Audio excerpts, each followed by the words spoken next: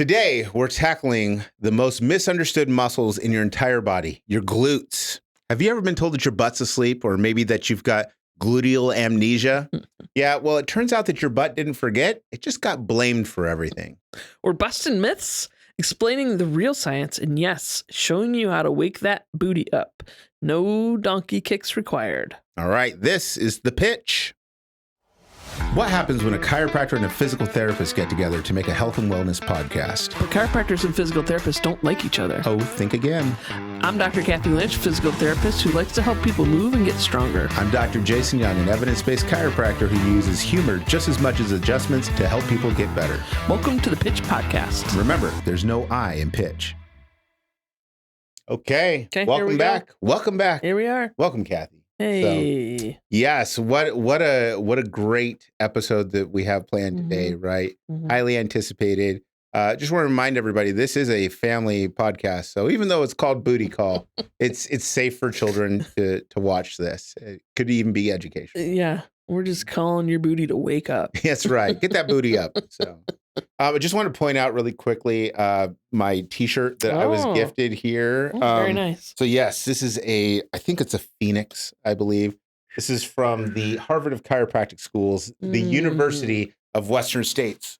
I have heard of that place. There it is. So that's my alma mater. I was gifted this shirt. So thank you very much to Lily and Alex. You know who you are. So yeah. So well, I gifted my T-shirt to myself. Yeah, there we go. From Encore Physical Therapy. I hear that the physical therapy is so good that you're gonna want more. Very good. I love it. All right. Well, as a chiropractor and a physical therapist, we need to talk about a subject that is very near and dear to our butts. Now, today we're talking about glutes, right? Are we gonna be able to get through this episode without just dying? Probably not. Okay. Probably not. And that's okay. Right. Let's see if we can give the people what they need to hear. Okay. So Kathy, okay. Tell us about the glutes, because whenever I think some people think about it, they're thinking butts are just fat and it's just, yeah. So tell me about butt. See? So are we in middle school? Not anymore. Okay, the glutes, and we call them the glutes because there's 3 of them. Okay, yes. Not just the glute. No. The glutes. The glutes, and they're actually some of the most powerful muscles in your body. You got your glute maximus. Yes. Which are the glutes that are kind of right at your back pocket of your jeans. Right. Those are the big ones. Those are the big dogs. The gluteus maximus. The maximus. Which would have been my gladiator name. Yes. Yeah. Could you imagine how it would be if your life was ended by somebody named Gluteus Maximus? Gluteus Maximus. Well, if I'm going to die, it'd be to the gluteus maximus. All right. And then you got the gluteus medius and the gluteus minimus. Okay. And I call them the side glutes. Yes. Because they are on the side of your hips. Okay. Yeah. No disrespect to them. No. Because they're not like a side chick. No. It's like a side glute. That's right. Right. And they're critical. They are critical muscles, the medius and the minimus. Okay. I feel bad for the minimus. Well, it's all about, it's just, they're named just based on size. Yeah. But, true. you know, it's like, they're still important. Yeah. Try living without a gluteus minimus. Yeah. Try it. Try it. Yeah. Okay. So what do they do? Okay. Like, what are they for? So let's talk about the glute max. Okay. So we already spoke about the donkey kick. Yes. So if you are a donkey or you want to do a donkey kick, that's what your glute max does. Okay. So that's that straight back. Kicks your leg back. Cacao. So it's going to propel you uphill on that treadmill.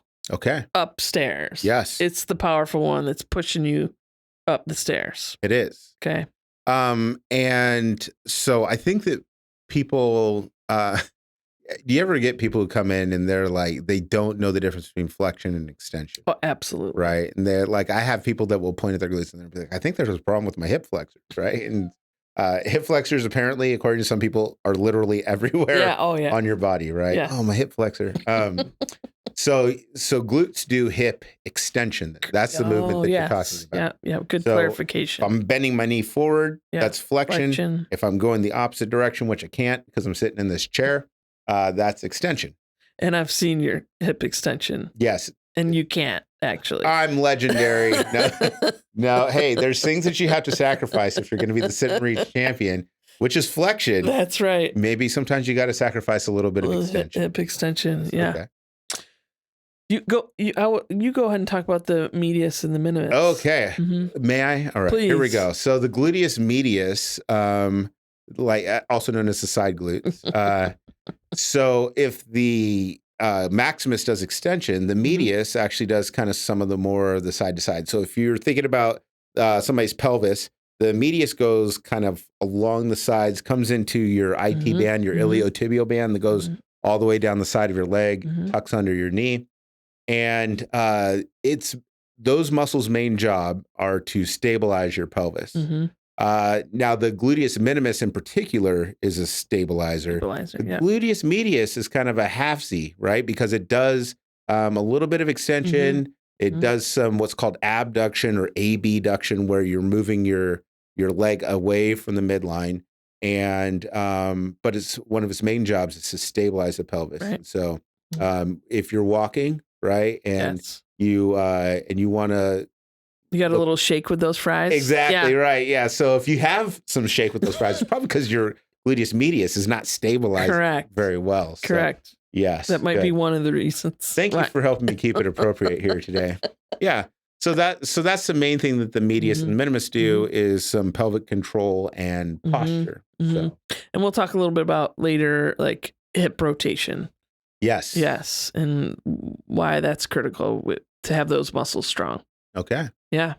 Yeah. So I think it's pretty safe to say that glutes, whether we realize it or not, and most people aren't thinking about this all day, but they're involved in just about every movement, whether it's walking or lifting, even throwing. You know, if you're an athlete and you're going to throw a ball or you're going to swing a bat or anything like that, your glutes are going to be involved. So they're important to know about. But nobody wants to talk about it because, you know, booty call. Booty. So, and I think that this is probably a good time to get into some of the myths. Because, Kathy, what are some of the things, like you have clients who come and maybe they've seen another professional. Correct. Right? It could be that they've seen another physical therapist or a personal trainer or you know, if they're really lucky, they've seen like a YouTube influencer or an Instagram influencer, and these people have told them some things about their glutes. Yes. What are some of the things that you hear? My glutes have turned off. Yes, the glutes.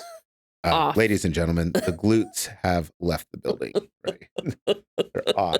Or I've even heard the term in some continuing education things where they talk about gluteal amnesia. Yes. Right. To make it sound more mysterious or formal. I don't know. Right. Well, and I think that kind of, and I guess we should get to the other ones like dead butt. Yeah. Or like glute inhibition. Yes. You know, and I think all these things are well meaning. Because they're trying to describe a real phenomenon. But the problem is that we get taught about these things in like continuing education conferences and stuff. And so we're given some of these terms like gluteal amnesia. And it's a way as providers for us to like think about or like some shorthand for, okay, this is the stuff that we need to get going. But then we make the mistake of saying that to patients. Yes. Yes. Words hurt. They do, right? And I've never had the experience of being on the receiving end of a gluteal amnesia diagnosis or like anything like that. Just because I hadn't heard about that until I became a provider. But I don't know. Do you think it's helpful to patients? Do you think it confuses them? Loaded question. Yeah. You know, the hard part when you're educating patients is you got to be careful about them latching on to certain things. You got to be careful about them believing you. Believing. Yeah, right? Yes. So I feel like sometimes saying those dead butt syndrome, gluteal amnesia, your glutes are turned off, and they can use it as an excuse for things. But at the same time, sometimes it is a message basically to get them to do their exercises. Yeah. Like, your glutes are so turned off, you might not walk out of here.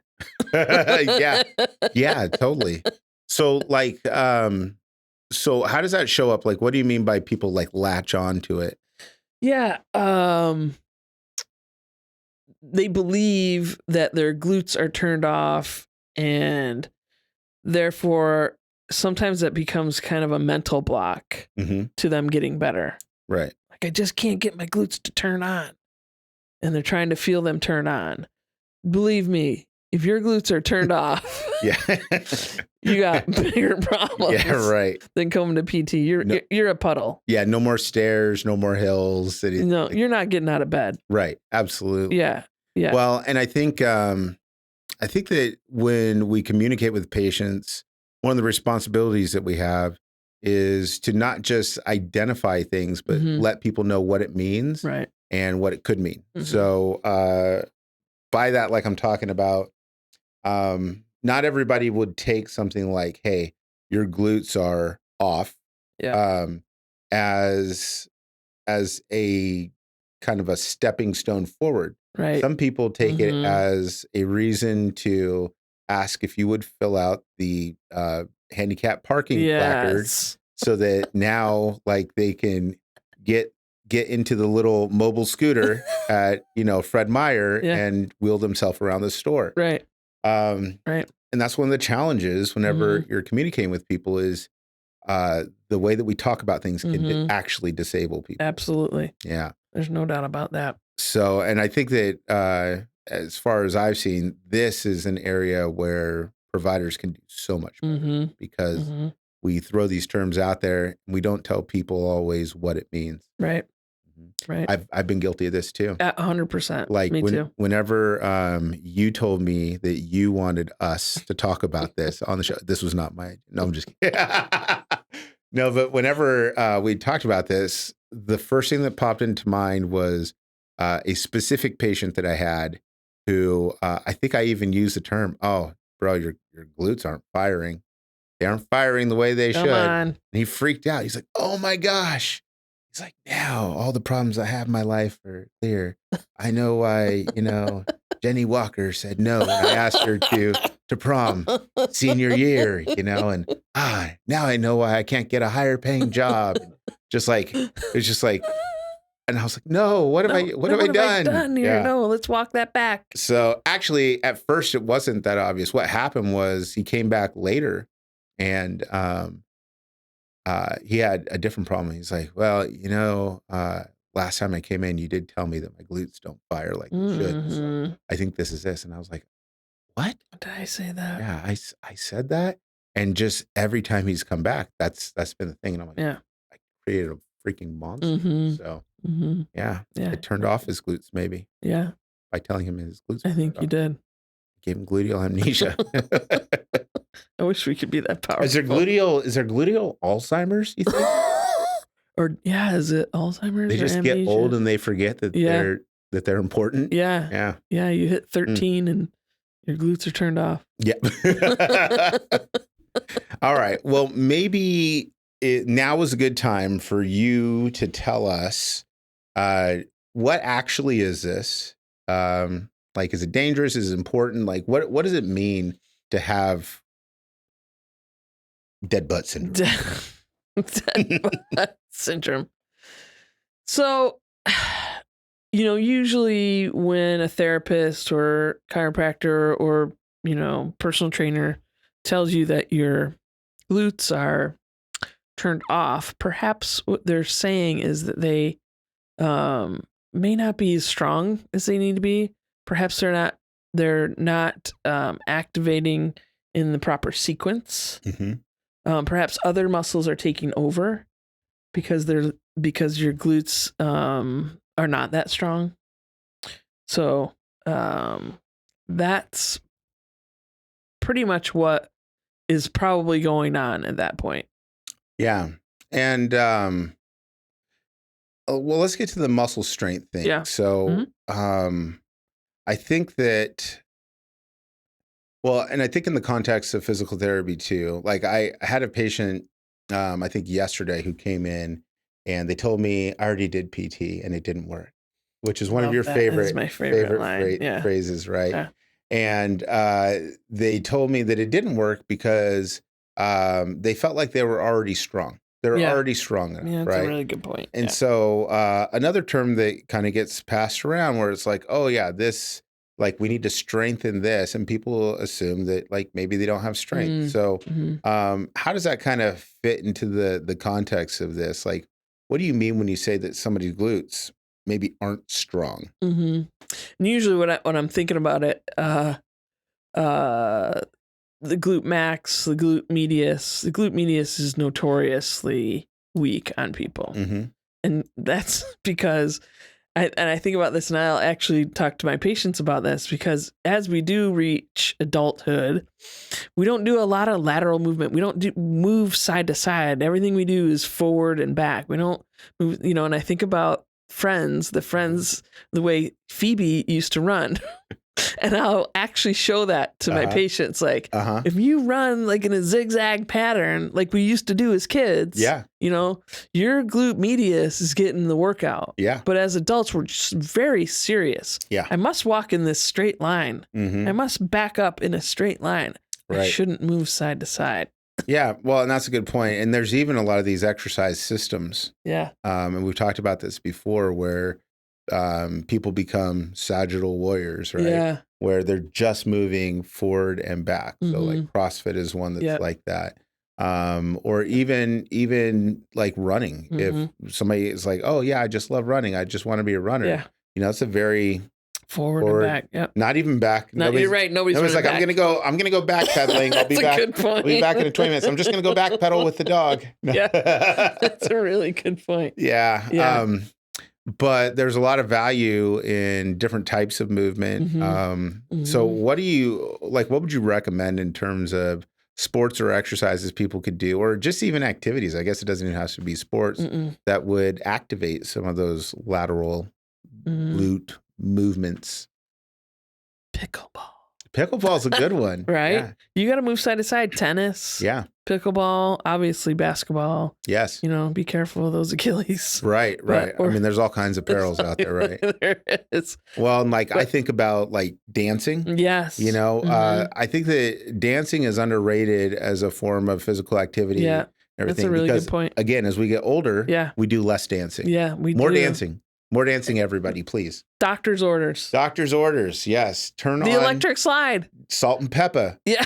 Yeah. Just like go country line dancing, I guess. Absolutely. If that's how you're wired. Shout out to country line dancing. Yeah. Absolutely. Or I think even there's things like jujitsu. There's a lot of activities that require really good hip mobility.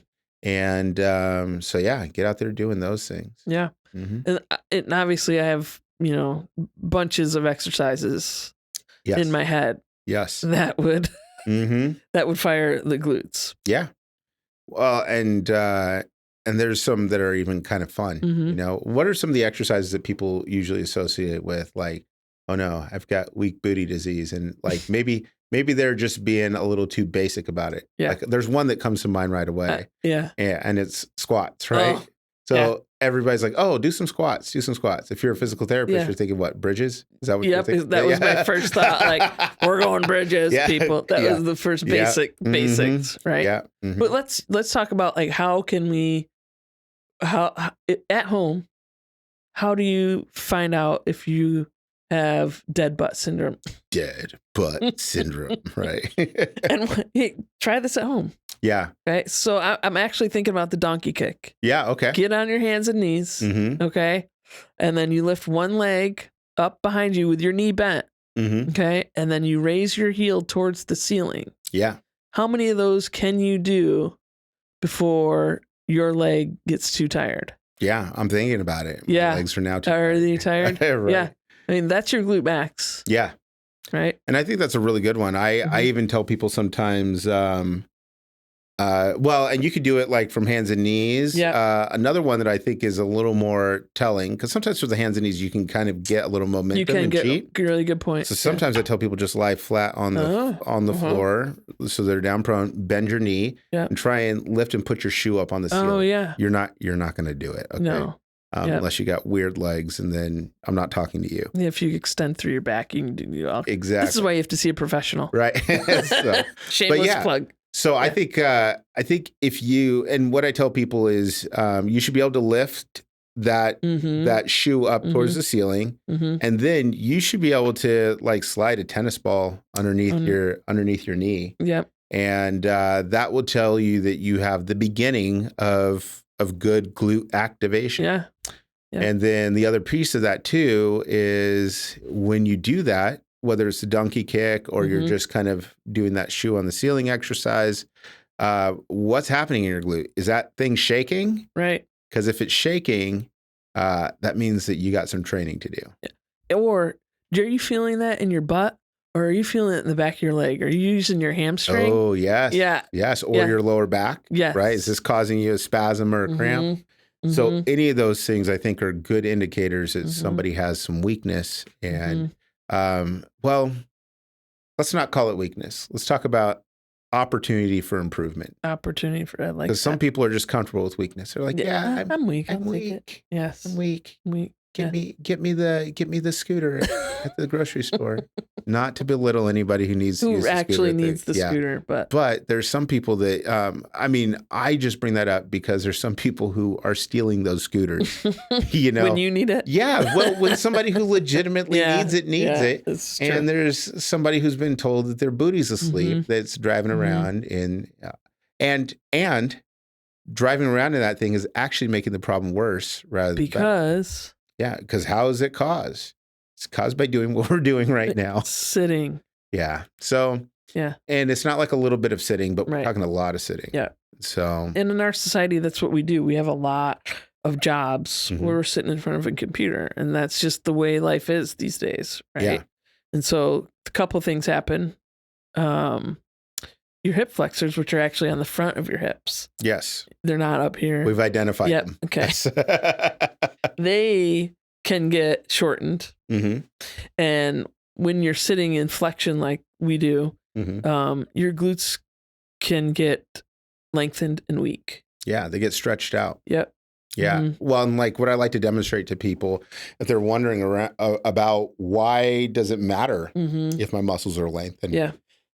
When people do that curl exercise, right, with the bar, people will start down here. Yeah. They do that first rep and they never come all the way back down. They can't get it all the way back. Yeah, because it's just like, this is not easy. No. Right? So they come up here and then they come halfway, right? For those of us not watching, Jason is showing the bicep curl. Yeah, the bicep curl. They're not starting all the way down by their pockets. No, they get about maybe 7/8 of the way down. And the reason is because we have more power there. Yes. If we brought it all the way to the bottom of that, that's a weak position for that muscle because it's at full length. And so when we have muscles that are lengthened, like all the way out, then that's typically a weaker starting point.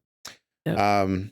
Now, the irony about that is sometimes if a muscle becomes shortened too, it can also be very weak. Yeah, but that's typically not the case with glutes. No. Like it's like, oh no, for my work, I've just been sitting there with my glutes extended the whole time. Yeah, that's how you get fired, people. I got cramp in my glutes. You're freaking everybody out in the break room. So, oh my gosh. So, other ways that somebody might be able to identify if they're experiencing some glute weakness. Yeah, so let's talk about the glute medius, and this is one of my favorite tests to do for people. So you lay on your side, and your bottom leg on the floor. I usually let them bend their knee, the bottom leg, and then the top leg is straight. So your knee is straight. And bring your heel back a little bit behind your butt, behind your glutes, with a straight leg. And then from there, you're going to raise and lower that leg. Yeah, so it's kind of like a leg lift. It is like a Suzanne Summers leg lift. Yes. But it's very important that you keep that heel kind of behind your butt when you do it. Because otherwise, another muscle, the TFL, will substitute. And I see a lot of people who will bring their leg forward. They'll roll their hips forward because they want to use the TFL to actually lift the leg versus the glute medius. Right. So and TFL, can we just mention, that is such a fun muscle name. The tensor fascia lata. Yes. It sounds delicious. It does, actually. Right? And typically if you poke somebody, if you're like poking around the hip, the TFL, like when you get to it, it usually is like, it's kind of sore and it tickles because it's like, you never even think about poking there. But okay. So just to clarify, because I mean, I think that maybe this might be kind of difficult to visualize, but you're laying there on your side. So like, I want to make sure that the leg that I'm lifting, that my knee isn't coming up towards my chest. I want to move it the other direction. Yes. Kick it back behind you. Kick it back behind you. Keeping the knee straight. Yes. And so if anybody's ever wondered, what does a gluteus medius feel like? They're about to find out. You're about to feel that. Yeah. And same kind of principles too. Like you want to be able to lift it if you're lifting it and that thing is shaking. Yeah. Not weakness, opportunity for improvement. Absolutely. Yes. Opportunity for improvement. Definitely. And why is that important, right? Why is the glute medius important? Why are side glutes important? Oh, well, shoot. I could get into this. I could rant and rave about they're important because this is like part of the reason I have a job. Well, I think it's important because these muscles, you already mentioned that they're some of the biggest and strongest muscles that we have. And so they are what we would call like a prime mover or a prime stabilizer. So by prime, I mean that is their primary job. All the other muscles around there are secondary. They're there to help. And so whenever you get your prime movers that, are taking the day off or they're not strong, or I think another way that we can look at this besides just strength is coordination. Yeah. Because they're big muscles. They've got a huge cross section of muscle fibers. Like most people have, the muscles are big enough and strong enough. I'm just going to backtrack a little bit. Yeah. Because there's when people think about muscle strength, typically what they're thinking about is muscle size. Yeah. Right. I want big muscles. Right. Big muscles means that I'm strong. That's not exactly the story with muscles. So you have a certain number of muscle fibers. And when you go and you do a contraction of that muscle, not all those muscle fibers fire. How many of those muscle fibers fire depends on your nerves. And in some part, it depends upon the nutrition there. So do you have enough of the electrolytes and things like that you need in order to get those muscles to contract? So the first part of strength training is actually neuromuscular. So we are learning to recruit more muscle fibers into a movement by getting the nerves to fire off more of those things. So when people are at the beginning stages of strength training, that's most of the work that they're doing is getting more fibers involved, not necessarily building. So when people have the strength, they have the tissue, they have the parts. Right. They just need to be able to turn on the power to it. Right. And that's one of the nice things with training is when you're training, you're firing those fibers, and so you're just kind of waking up, but you already have that. That's why people are saying that the glutes are asleep. Okay, all right, got it. See, and this is why we come up with terms like it's asleep. Yes. It's not really asleep, but I think hopefully that's a clearer picture of what are we trying to accomplish. Now, you asked me a question. I don't remember what it was. Oh, why are the glute medius important? Yeah. Because, well, you start developing other problems whenever you are not firing enough of those muscle fibers or when you're not coordinated about how you fire it. So, for example, while you're walking, and we talked about like kind of shaking your hips, there's something called a Trendelenburg sign. Now, the Trendelenburg sign is if you stand on one leg and the leg that you're standing on kind of juts out to the side, like you can't stay straight up and down, but like you shoot out your hip like you're sexy. Okay. Bam. Right. You stand on the one leg and pop. Right. And then all of a sudden, like people are offering to buy you lunch or something like that. That's called a Trendelenburg sign. Yes. And it's a sign that your gluteus medius is not coordinated. We'll say not coordinated. Yes. There's an opportunity to train and get stronger. Yeah. And sometimes people will have this on just one side. Right. Right. So if you got a bum hip, stand on that one leg and see what happens with your hip. Does it jut out to the side? Right. If that's the case, then it's time to train those glute medius. Yeah. Are you able to keep your hips level when you stand on one leg? Yeah. That's another way. And the glute medius in my daily life is important too, because it controls the femur, which is your leg bone. Yes. Which is connected to your knee bone. It is the knee bone. Okay. I wanted to do a song. So, a lot of people that have knee pain, the reason they have knee pain is because they have gluteal amnesia. Yes. Oh no, here we go again. Yeah. Uh-huh. No, but seriously, usually when people come in and they have knee pain, I'm looking at two things. I'm looking at the ankle. Obviously, I'm looking at the knee. But we were taught in PT school that the knee is just the victim between the ankle and the hip. Oh, geez. Yes. That's a cool way of thinking about it. I know. Yeah, I've got knee victimology and gluteal amnesia. I like that, though. It's true. Yeah, it is true. So a lot of times it's the I'll see that there's a weak gluteus medius or glute max, but usually glute medius, and then we just try to get that. The other thing is you're talking, I was thinking about waking it up is a better way to say it. Is is it neurally available? Oh, right? I like that. Yeah. Yes. Yeah. So when I need it, is it available? Is it available to me? Yes. Yeah. Do I have a pathway from my brain to my glute medius? Right. Well, maybe not, because I don't go sideways anymore. Right. So maybe that's the part why the glute is asleep. The brain's sleeping on the glute. Well, and so I'm saying this as somebody who has problems with mine, right? Okay. So I got this bum hip. It bothers me, and I frequently will notice that my glute medius is not available. There you go. Right. And the less available it is, the more other problems I have. So like I'll get some hip pain. Like I'll start to get some popping in my knee. Like when I'm just walking. My knee doesn't hurt. I got good knees and stuff like that. I'll maybe get some cramping in my foot.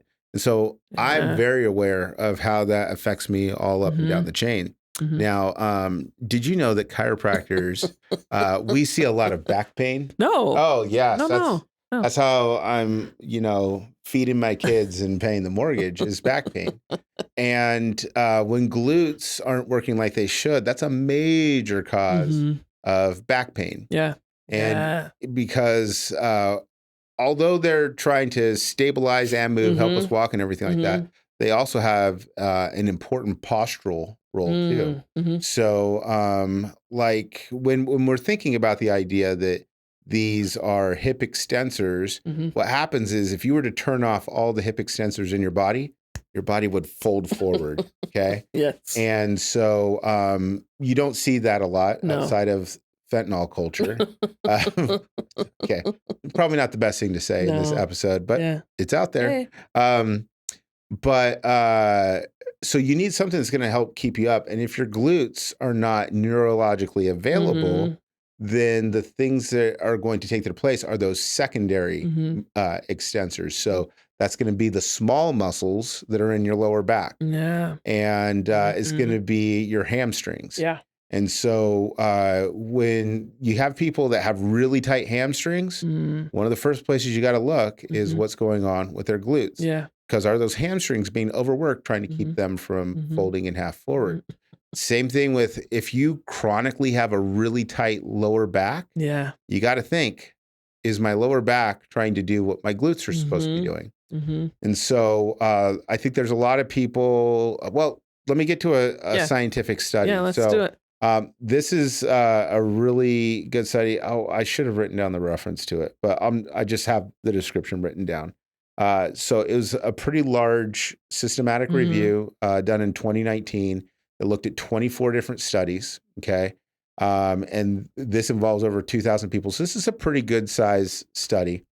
And there was some clear trends that came up in this review that said that people with lower back pain are more likely to have weaker glute muscles and also more trigger points or knots in lower back and also the hamstring compared to people without back pain. Okay. Which this might seem like, well, duh, right? But also, duh. So yeah, do you find that you have a bunch of knots and stuff like that in your lower back? Yeah. Well, it could be because your glutes need some more training. You mean not the core? No, not just the core, right? So it's a really good place to start if you have some chronic lower back pain to work on the glutes, and it's a really good place from the standpoint of it's free, right? So, oh my gosh, I had a patient today who came in that I've been working with on this is like a total tangent, but came limping into my clinic, right? And with a hip problem, and then said to me, well, I see that you've been like every time I come in, it's just like cha-ching, cha-ching, cha-ching. I was like, what? Okay. So yeah, I see that you're just getting paid a bunch of money every time I come in here. Yeah, that's how it works. And I was like, did you think I was doing this for free? He's like, well, no, but it's like, wow. And I was like, wow, oh my God. So he has one of the worst paying insurances that you could have. You probably know which one I'm thinking of. And so, man, it just like, it hurt my feelings. Yeah. So I was like, dude, you came hobbling in here. Yeah. So for guys like that, if you don't want me to make any money, just train your glutes. There you go. It's a great place to start. Yeah. Like if you, there's some people that they just don't want to get checked out. They don't want any help. Right. Help yourself. Yeah. Start with glutes. I think it's a good place. That's why I tell people bodyweight squats are magical, right? It's a good way to start with that. All right. It's a really good place to start. Yeah. Okay. I feel like I just went off on a rant there. You nailed it. Okay. Yeah. So, I remember you were saying before that you had some information about surface EMG studies. Yes. So first of all, what's a surface EMG? Or I don't know if it was surface EMG, but an EMG study. Yes. And that EMG, let me, I got the reference right here, so I want to give them a shout out. Shout out. Yep. Holla. This is from the Journal of Medicine and Science in Sports and Exercise. That sounds important. Collings et al. Gluteal muscle forces during hip-focused injury prevention and rehab exercises. Wow, it's exactly what we're talking about. What? It's like they knew we were going to make this episode. So if you're looking to find the peak gluteal muscle force, the perfect exercise. So for the glute max, we are looking at the exercise that creates the peak glute max force. We're looking at the split squat. Split squat. Mm-hmm. Yes. Yep. The American split squat. The American and not the Romanian. The Bulgarian split squat. That's right. Man, some people like have real feelings about that exercise. So, and that's the one where. So, are you talking about the split squat? Oh, just a regular split squat. Yeah, a regular split squat. Yeah, probably rear elevated. Yeah. I've got one foot in front of the other foot, and I'm just doing a squat. Yeah. Or do you want that back foot up on like a bench or table or something like that? Either way. Okay. Yep. Mm-hmm. Mm-hmm. I agree. And I think it's a great exercise. I mean, at Helix Training, we can show you how to do a split squat. I think it's one of the best places you can do one. Yeah. Mm-hmm. Yeah. Shameless plug. Yeah. Okay. So I didn't answer what's a surface EMG. Yeah. Basically, they put electrodes onto muscles, and then they measure the force through biofeedback. Okay. Computers, machines, robots. Yeah, AI. They can measure maybe not AI how much the muscle is being activated during these exercises. Mm-hmm. So, okay, so if you want to activate the glute medius, do you have a guess for this one? Clamshells. I just say that because PTs love clamshells. Oh, they do the clamshells. Yeah. Okay, actually the side plank. Side plank sound. Oh, side plank. Side plank. Okay, So the leg. I would have guessed like a side lunge or something like that, but side plank is the one. Mm-hmm. Okay. Side plank with the leg that's on the floor. Okay. So not knee bent. Not knee bent. You have your leg straight. You were kind of up on an elbow. Yep. And you're lifting your hip. Yes. Up off of the floor. That's right. So that you are like one big, like 45-ish degree plank of human being. Yes. And again, you got to be pushing you can't be having all your weight on your arm. Yeah. You got to be pushing that leg into the floor to get the glute to activate. Okay. So that's your glute medius. And then glute minimus, the best exercise for that is actually a single leg RDL, which is basically a single leg. You're bending over. If you're standing on one leg, you bend over at the hips. Yes. Whether it's weighted or not weighted, you're gonna touch your toe. Try to get down as low as you can. So that is actually comes in number 3 for the glute medius activation too. Okay. Yeah. So those are your top 3 exercises for the 3 glutes as far as peak gluteal muscle forces, and according to Collings et al. Mm-hmm. Well, I did a little bit of reading, and I came across one more, and now this is going to be like apocryphal because I don't have the reference. Okay. And so, but I also heard that hip thrusts. Hip thrusts are very good too. Yeah. Hip thrust is on here.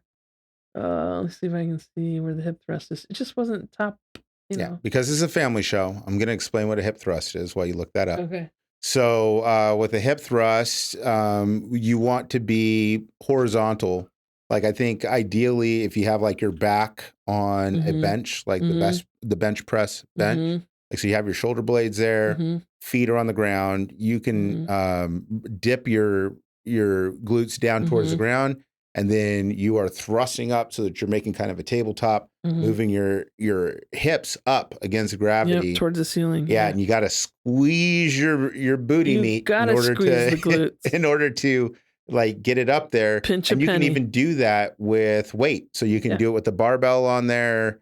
You can do it with some weight, and you can really lift and I think that's another one that does a good job of activating the glute. Yeah, that one came in number 3 for glute max activation. Okay. Oh, right. Yes. The single leg RDL gets glute max. Single leg RDL is like top 2 for all 3 exercise, for all 3 glutes. Yeah. So if I'm limited on time, that single leg RDL seems you're like going to knock it out. You're going to get all 3 muscles. Love it. Yeah. Okay.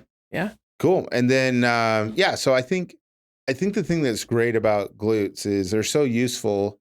I think the number one principle is get off of them. Get off of them. You're suffocating them. Okay. That's why they fall asleep. It's right. It's like when your arm falls asleep when you lay on it. Yeah. You're squishing them to death. Yeah. Right. So just get off of it first of all. Blood flowing to them. And really that's huge. So even if you're going for a walk or doing jumping, like literally any exercise, not compressing your glutes is really step 1 to having healthier glutes. And so then to review, we talked about sounds like the single leg RDL is a champ because it's hitting all of them. Hits them all. Doing some squats. Yeah. Squats are always great. Hip thrusts. Side planks. Yep. And then just anything that creates some lateral movement too. So dancing, pickleball, just all those kinds of things. Yeah. And like, what are we promising the people here, that they'll never have back pain again? I think that's fair. Oh no, no, just kidding. No promises. No. Now, Less likely. I don't think there's any guarantees, but it's just smart if that's where you find yourself. That's a great place to start. Yeah. So, especially if you don't want your healthcare provider to get paid any money, right? Just listen to this free podcast. Look at this, cha-ching, cha-ching. Cha-ching, right? They actually paid you to treat me? Yeah. So, well, we probably got to wrap up soon because the Rolls Royce is coming to get me. Absolutely. Yeah, the driver. I don't want to keep the driver waiting. I don't know what that hair toss I don't know. I've never been able to hair toss. No, that was interesting. Ever. Yeah. Maybe when I had a flat top, I could, but anyway. You want to play a game? Sure. Of course you want to play a game. All right. Let me get over to the game. Now this is fun. This is a surprise for me. Oh yes, I've played tested that. You're surprised that we're playing a game. I'm surprised. I don't know what the game is. She doesn't know what the game is. I'm never but good I when I played don't tested know. this with several people, including my family. So we're gonna call this game. We're gonna literally call this booty call. All right. So these are they're kind of trivia questions, but all the answers involve some sort of synonym for glutes. Oh man. Right? Okay, like can you think of like what like butt or booty? Okay, so there's gonna be a word in there for each of these, okay? Mm-hmm. All right. And I've got several of these. If you get 12 points, then free teddy bears for somebody. I don't know. We have to really come up with a good price Absolutely. system. Yeah. Okay. Yeah. Wait till we get some swag, people. We're working on it. Here we go. All right. So we're going to start you out with an easy one. Ready? When you deliberately make fun of somebody, they are this. Butthead. The butt of the joke. The butt of the joke. Yes. Okay. Oh, you're seeing deep into my soul now. All right. Pirates fight over this treasure. Oh, booty. Booty, yes. Yeah. You might say this before taking a drink. Bottoms up. Very good. Okay. Another name for the blacktop. Oh. It has to do with butt? Asphalt. Oh. Okay. Asphalt. All right. Here's a tricky one, okay? Mm-hmm. This 2-star flag officer in the Navy is the equivalent of a major general in other branches of the U.S. military. 2-star. Say that again. 2-star what? This 2-star flag officer in the Navy is the equivalent of a major general in other branches of the U.S. military. Oh, the rear admiral. Yes. Whoa! Very good. Let's go. That's awesome. Pull that out. Very good. Okay. This cut of meat is perfect for beef stew. The butt roast. Rump roast. Yes. Very good. Okay. This one's a tricky one. Okay. Mm-hmm. If Sir Mix-a-Lot had written a screenplay for a 1985 movie about Marty McFly, it might have been titled this. Sir Mix-a-Lot. That's one of my favorites. Now I can't think about it. I don't know. You gotta tell me that. Baby Got Back to the Future. Yes. Baby Got Back. Okay, this is where you might find a hot dog or a hamburger patty.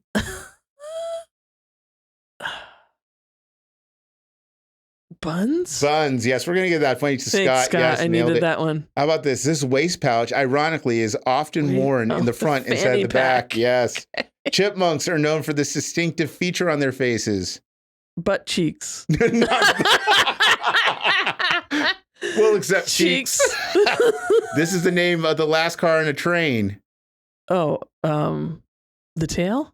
The caboose. The caboose. There we go. Good. All right. Super Mario's girlfriend, who's named for this fruit, which is also a color. You're losing me here. It's the flavor of the drink I was drinking before the show. Peaches? Peach. Oh, okay. Yeah, the peach.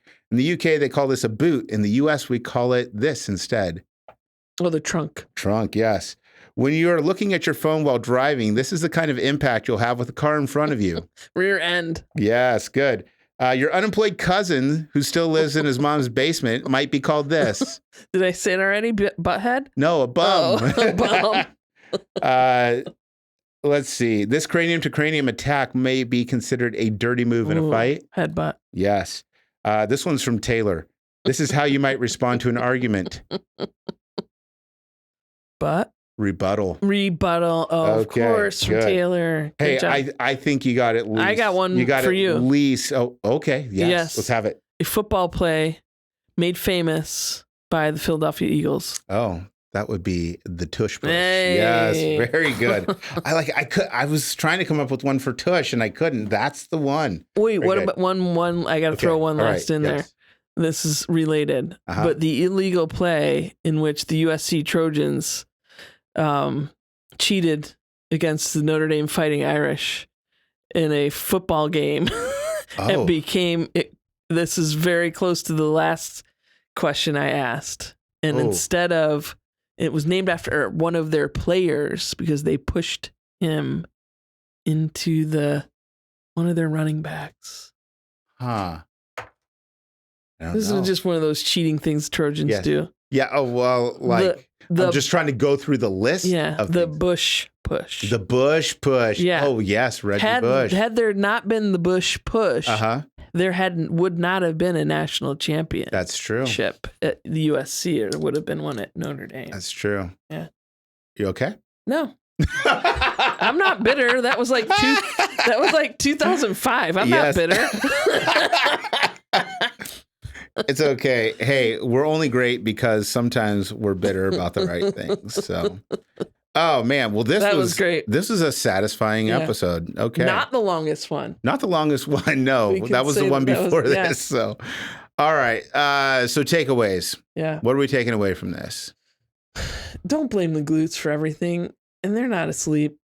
Yeah, they care. They do. The glutes care. They do care. They care to be strengthened.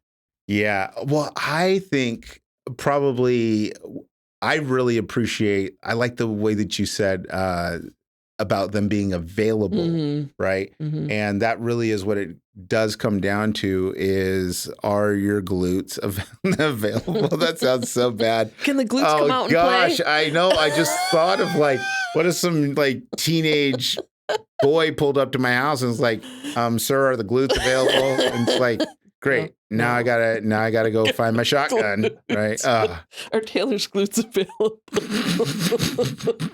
I hope Taylor. Yeah. Oh my gosh. Taylor can handle it herself, okay. So I'd be like, "You're in trouble, bro." So no, and I think just one of the most important things is to understand the role of the glutes. Yeah. And just don't blame them for everything. Like, do something about them, right? Yeah. Stop suffocating them. Get up off of them and do something. Right. Okay. So, I think that's it. Yeah. We've ran out of things. We actually could talk a lot more about this, I think. Definitely. It's an important conversation to have. And if you have questions about things like gluteal amnesia, maybe it's other like weird diagnoses that you've gotten. Yeah. Feel free to send that in, like leave a comment. Yeah.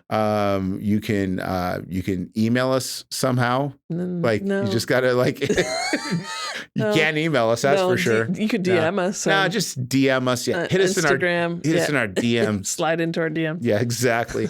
But yes, we hope that you have enjoyed this episode where we talked about all things booty, and